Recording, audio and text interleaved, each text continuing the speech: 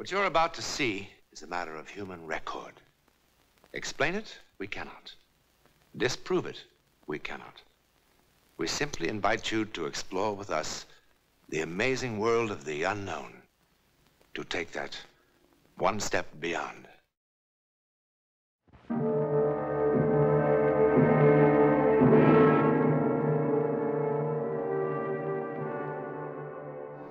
Dunkirk, France, June 4th, 1940. The last pitiful remnants of the British Expeditionary Force rescued only by heroic action. France crumbling. Belgium, the Netherlands, Denmark, Norway, overrun. Germany everywhere victorious. And England, her army shattered, her arms and material captured, stood alone, virtually defenseless, under the merciless attack of the mighty Luftwaffe, and awaited the coming invasion. And now it has come to us. Stand alone in the breach and face the worst that the tyrant's might and enmity can do. Should the invader come to Britain, we shall defend every village, every town, and every city. Winston Churchill, Britain's most potent wartime weapon. In that dark time after Dunkirk, he rallied his people from despair and defeat. They fought with anything and everything, even the fantastic weapon of psychic power. Inside this command post of Britain's Home Guard on the North Coast in 1940 was a mild and most unmilitary fellow who took that incredible one step beyond. But see for yourself. So bear ourselves that if the British Empire and its Commonwealth last for 1,000 years, men will still say, this was their finest hour. About time somebody give them ruddy Nazis what for. Churchill's a real old British bulldog himself. No doubt of it. He's the leader we've been needing right along. I'll tell you what. All right, you men. Now, finish up with mess. You have to post guard before dark.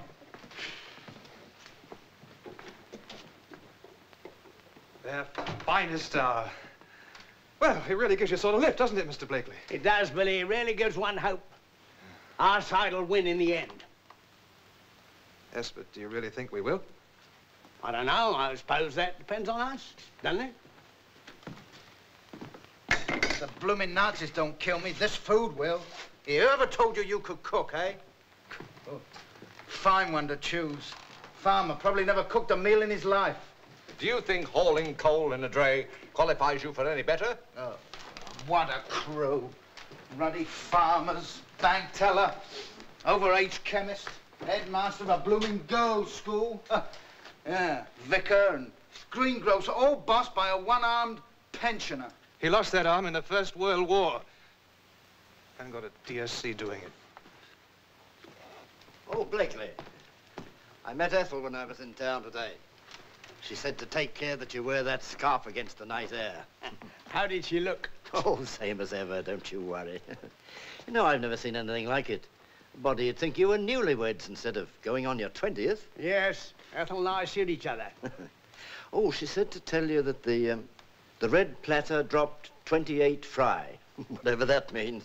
Sounds like Russian code. Maybe Blakely's in cahoots with the Ruddy Reds. A red platter is a small tropical fish. Very beautiful. One of mine just had 28 babies. 28? Oh, glad my missus can't do that. Quite a sight they are. No bigger than the head of a pin. Lucky, you take the outpost. You and Carr. What? Him? Do I have to have him for a partner? Oh, why not? Well, I just wouldn't feel safe, that's all, with only a kid to protect me back. Look, Lucky, we're all the same here. All doing our bit as best we can. Carr's done well so far. Well, he's got no nerve, anybody can see that. If he had, he'd be in the services at his age. Quite obviously, he was turned down by the services. Well, that's what I mean. Why? That's none of your business. Now, Lucky, it's time you understood we're under military discipline here. This is war, and you'll have to take my orders. Look here. I'll take Cliffy's place on the cliff ward. I was going to put you on telephone watch tonight, Herb. You need rest. We all do, don't we? I doubt if there's a man here who's had 10 hours sleep in the past week. Carr and I can spell each other. All right, that's how you want it? If it's all right with Carr and Lockie. All right. You know the schedule of the watch and the signals. Now, no lights and no smoking from now on. Harrison. Yes. You and Charlie get to the lighthouse. Right. Bill, you take the near bunker.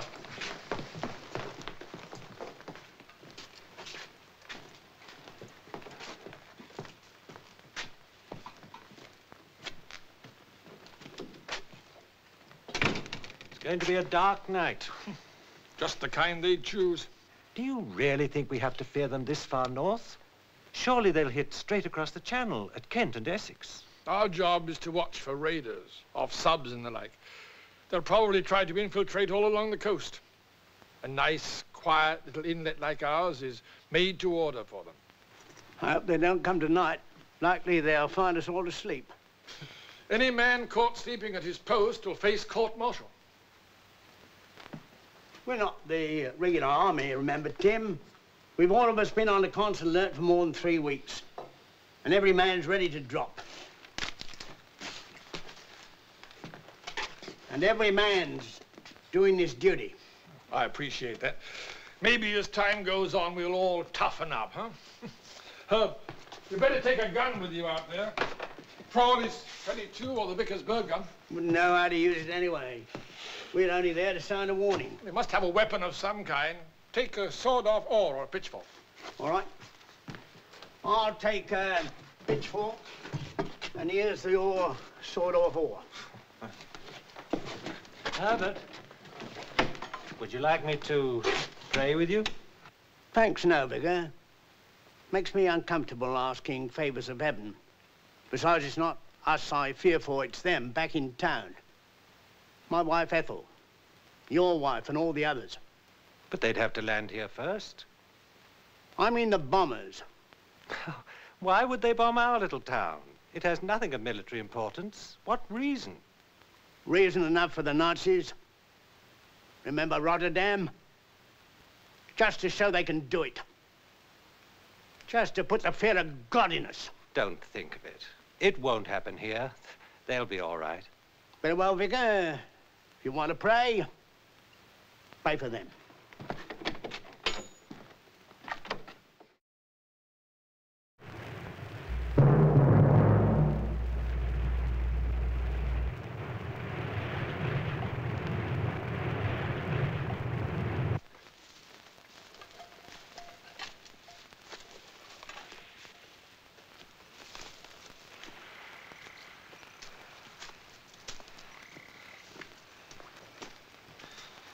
Well, if the war depends upon Lockie or Charlie, or me, God help us. We're really at the bottom of the barrel. Oh, I wouldn't say that entirely. I'll wager Lockie can still put up quite a scrap, even with his crippled leg. Of course, I'll admit, as a warrior, I'm an excellent greengrocer, but, well, perhaps our services won't be needed after all. Yes, but supposing they come, what are we going to do without guns to go round? They'll have guns, you know. Perhaps we can take them away. We can do the best we can, that's the straight of it.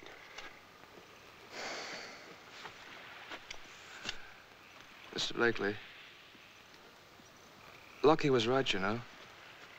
I am a coward.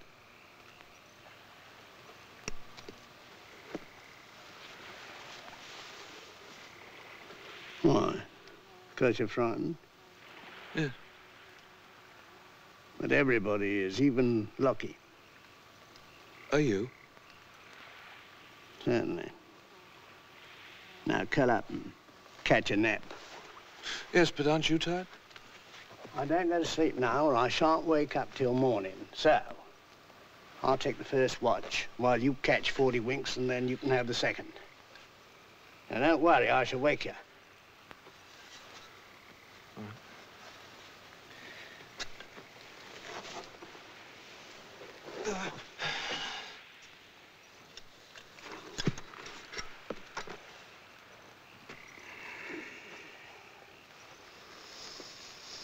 Mr. Blakely,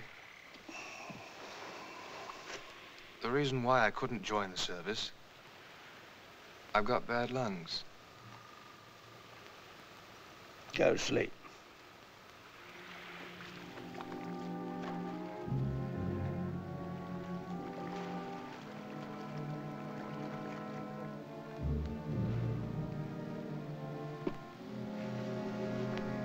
What a ruddy bore.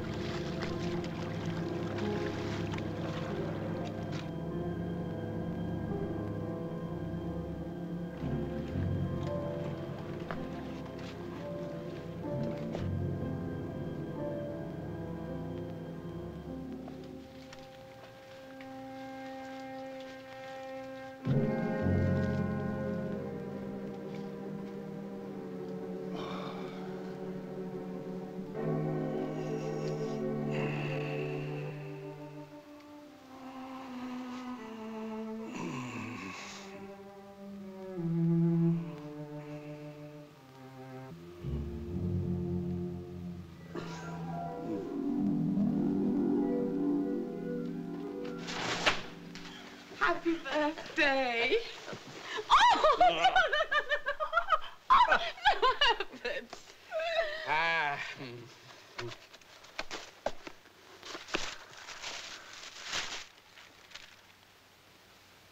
Do you like it?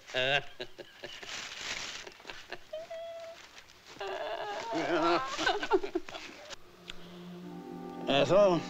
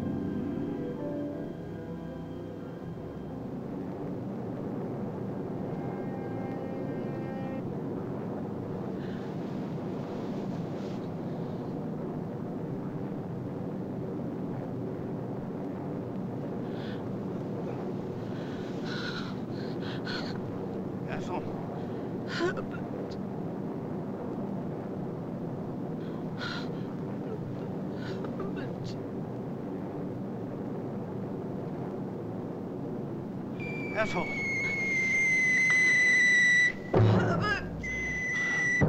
Ethel! Ah! Oh, my God.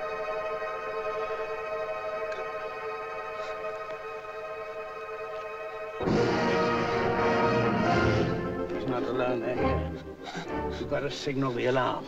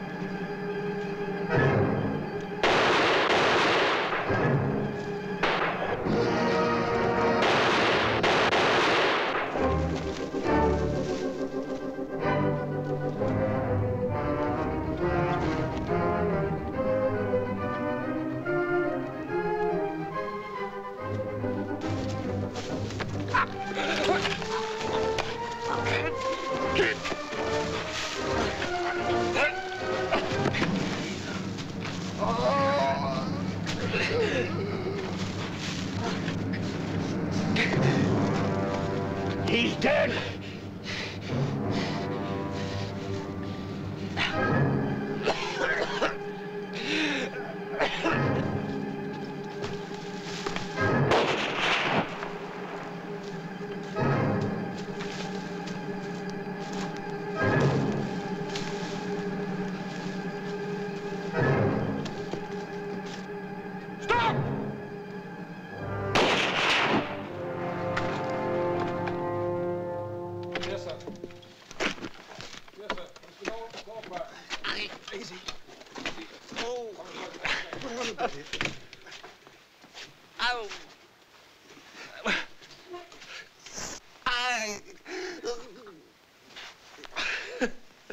Seems you were wrong, Herbert. It was we who needed the prayers. How do you feel? Oh, it's nothing serious. I'll be back on my post tonight. Oh. The attack started at 04:17 hours and lasted approximately 7 minutes. Yes, I'm sure. We got them all. 5 men and an officer. Ours? Well, I suppose every man's got a scratch or two. Only 3 seriously. I'm sending them into hospital.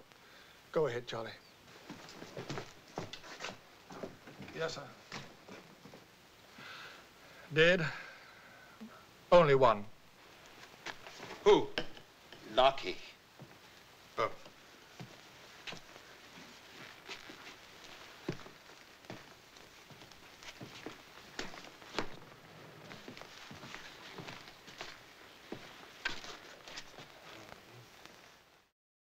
What is it, Herb? It was my fault, Tim. Yours? Why? I was late giving the alarm. I was asleep. If that were true, you'd be dead. We got the alarm all right, and from you. I woke up just at the last moment. And you know what woke me? A dream. A dream? A dream that saved my life. Saved all our lives, probably. Tim, they bombed the town.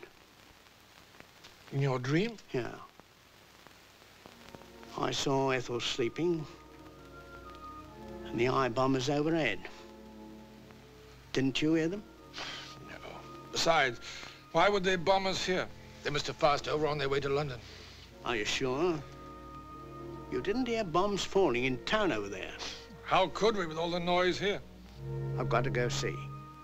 Maybe you think I'm balmy, but you've got to give me time off today to go in. You see, I saw Ethel and my house and the bomb falling. Herb, it was only a dream. I got to know. All right.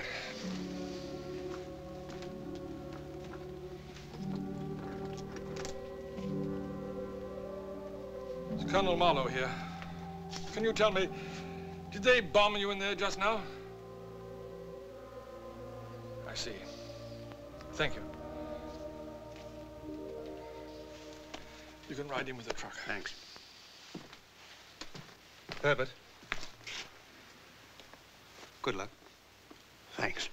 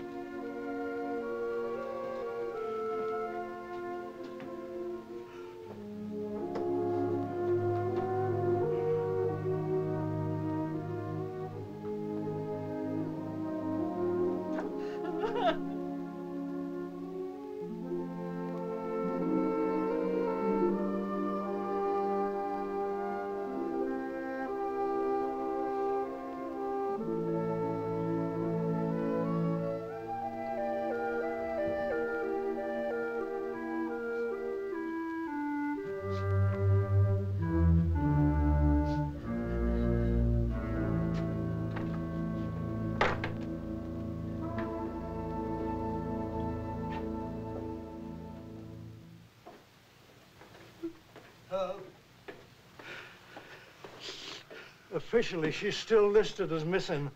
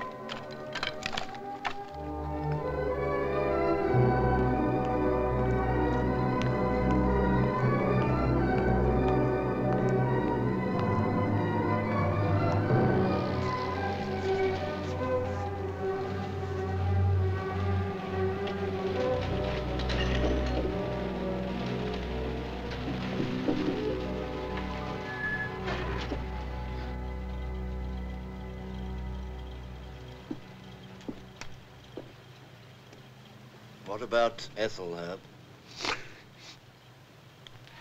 Rotten luck. What do you want to do? Let's go back.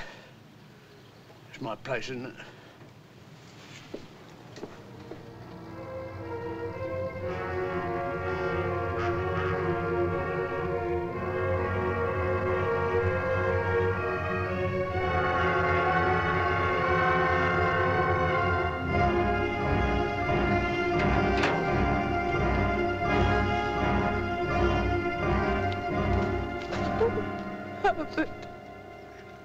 Herbert. Oh, I was so worried. I know it's against regulations, but I just had to come. I thought you were dead. I was dead. I dreamed some Nazis landed here and were going to attack you, and no one saw them coming. I screamed. It was so terrible, it saved my life. I woke up just as the planes were overhead, and I had just enough time to grab some clothes and run into the basement. I had a dream, too. What in the world are you doing with my shoe? Want to hear my dream, Ethel? I tried so hard to call you. I tried so hard to warn you. I wanted so badly for you to hear me. I think perhaps I did, Ethel. I think perhaps I did. A recorded case of the double dream. When a man and his wife met for a life-saving moment in the world outside the five senses. Sometimes people in love have been known to speak beyond time and space. To whom it happened, we know. Where it happened, we know. How or why it happened. In a moment, something about our next meeting in the unknown world. Now, as to next week. Ballet slippers for a very young ballerina. A lovely child who one afternoon long ago danced into the world of the unknown and in one shattering moment had a terrifying look into the future. Would she, or could she, years later once more, dance one step beyond?